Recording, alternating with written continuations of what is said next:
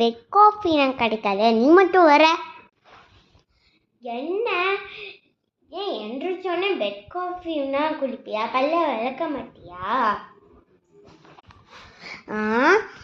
நான் ஏன் பல்ல விளக்கிட்டு பண்ணணும்?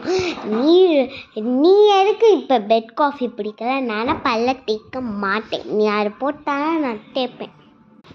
இல்லாட்டினா போ, உனக்கு இன்னைக்கு எக்ஸாம் இருக்குது அதனால சொன்னேன்.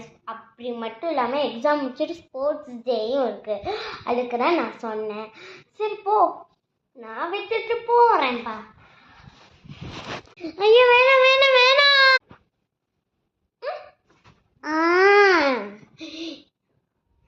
இன்னைக்கு சரி, நீ போய் டூத் பேஸ்ட் பண்ணிட்டு வா.